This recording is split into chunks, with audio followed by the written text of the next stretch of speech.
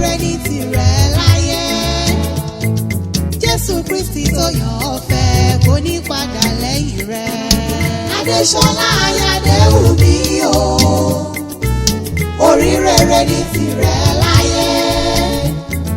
Jésù Kristi tó yàn ọ́ fẹ́ kò ní padà lẹ́yìn rẹ̀. Àyájọ́ òní ló délé ayé o, ojú rẹ̀ tún rọ́dún àbá ọdún pẹ́. Wà fọwọ́ pawú fèrègì jóbi, wà tẹ̀lé yìí pẹ́ lórúkọ Ọlọ́run. Ayádéwùmí ẹ́, Adéṣọlá Ayádéwùmí o, orí rere ní tirẹ̀ láyé.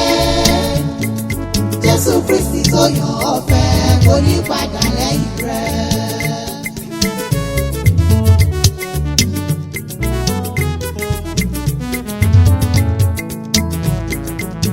Adéṣọlá ìwọ ló lò ní o ti yá.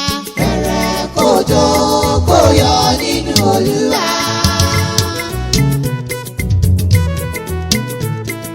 Lórúkọ Jésù ire ní tirẹ̀ ibi ó máa nìkan láyé. Bẹ̀rẹ̀ kójó kó yọ nínú Olúwa. Lórí ẹbí lórí ará o, ìròyìn ayọ̀ ní tirẹ̀. Bẹ̀rẹ̀ kójó kó yọ nínú Olúwa. Ọmọ wọn lára mọ̀kọ́ àyà ìkẹrẹ òye nílé àjò làgùn. Bẹ̀rẹ̀ kójó kó yọ nínú Olúwa.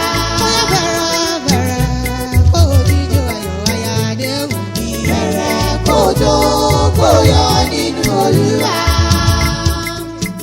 Alámọ̀kẹ́ mo tún dé o, ẹ pé wọ́n wọlé wọ́n rọra. N ò wálẹ̀ yìí wá róko, n ò sì wálẹ̀ yìí wáyé ẹ̀nà. Ẹ̀sà pípé yìí ládàáni wáyé fi rán mi sínú ayé. Bá a kálẹ̀lúyà mẹ́ta kò tó rárá o. Hallelúyà méje ò pọ̀ jù rárá fóre tọ́lọ́run ọba ṣe. Torí bí kò ṣe pé Olúwa bá kọ́ ilé, àwọn tí kò ń ṣe lásán. Bí kò ṣe pé Olúwa bá pa ìlú mọ́ o, gbogbo olùṣọ́ iní dárùn mojú. Òní ọjọ́ ìkarùn nínú oṣù karùn ọdún ní ṣàyájọ́ ọjọ́ tí Adéṣọlá Ayádéwùmí kọ́ mọ́ omi ayé. Ọdọọdún ìlà àárọ̀ yẹ o, ọdọọdún ìlà àárọ̀ òru. Àṣẹ Ọlọ́run Olódùmarè ni Ayádéwùmí. Bọ́lọ́run ọba ti ń bẹ tí ẹ̀mí rẹ̀ ń bẹ láyé. Ó dàgbàdògbò tẹ̀lẹ̀ yí pẹ́. Torí ẹnìkan kì í káṣílá ìgbó nínú ayé mi. Aya Jídé Adéwùmí mọ̀ gbọ́ bí mo ti ń wí o.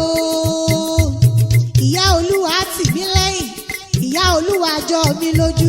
Ìyá ọba lolúwa, ọ̀sìn mọ́ fi gègé lọ́rọ̀ ẹnu mi.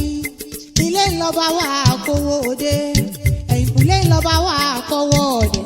Yàrá ìlọba wà kọ́wọ́ kankan lé. Torí ire lèmi Alámọ̀kẹ́ fi ń perí rẹ. Ìwọ ló lò ní ọ̀sìn mọ́ dàgọ̀jọ̀gọ̀jọ̀.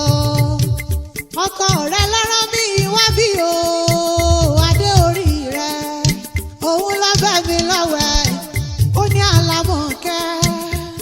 Ó ní dákun wá bá mi kí olùrànlọ́wọ́ tọ́lọ́run ọba fi fún mi nínú ayé mi.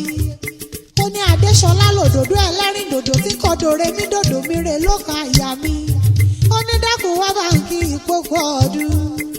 Aya rere lọ́ọ̀dẹ̀ ọkọ ó ti yá o, ọmọ wọn lára mọ̀kọ́ Èkìtì. Ó ti yá kárẹ̀ ilé àwọn bàbá rẹ̀. Wo kì í yọ bí ológun ẹrú, má kì í yọ bí oníwọ̀fà ọgbọ̀n. Ọkọ rẹ̀ ló ní kì í yọ bí ológun kẹ̀kẹ́ o. Ó ní kì í yọ bí ọlọ́gbọ̀n àbàjá. Mo ní èmi mọ̀ lé bàbá tó bí ọlọ́mọ. Èmi forí balẹ̀ lọ́dọ̀ àwọn bàbá rẹ̀ kí n tó wọlé wá.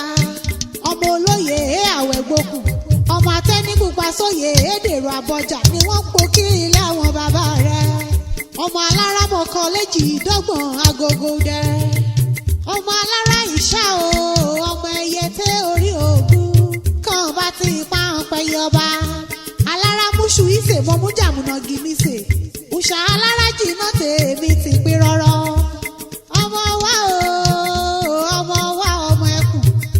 Adéṣọlá aláṣẹ JSN events ní Canada àfíjú tíjà tó mòye àbùkù oníkan lórúkọ Ọlọ́run ọba jẹun tún ṣe kọ́mọkọ́mọ kí n bá ọdẹlé ọkọ rẹ ìkẹrẹ òye nílé àjọlágùn níṣẹlẹ olówó orí rẹ ọmọlú ọrẹ gìnìgìnì ọmọ atakùnmọkì ọrùngùn ọmọ abẹ fífi yọrùn iṣẹ́ lórí iṣẹ́ lọ́dọ̀kẹ́ kọ́mọ lisa yáyìn tẹ́pẹ́rì egungun ọmọ òyìngèlè kẹjọ ìtànà ọgbọ́n sí ìtún ayọba màmá ọmọ pé ojúlẹ́rìn náà ìjà àgbààgbà oyè ògbìn kan jẹ́ jimọtí àjọ ìsàlẹ̀bẹ̀ níbí nílé ọkọ rẹ ni ọmọ olókè méjì ìtakọ́tabo òkèrú yọ̀yọ̀ kí mi yá fọ́nà òkè parapọ̀ sọ̀ràdùtà àbọ̀ ọmọ pé àjẹyọ̀ àtàjẹsẹ́kù nímú wọn jẹ ní àná nílé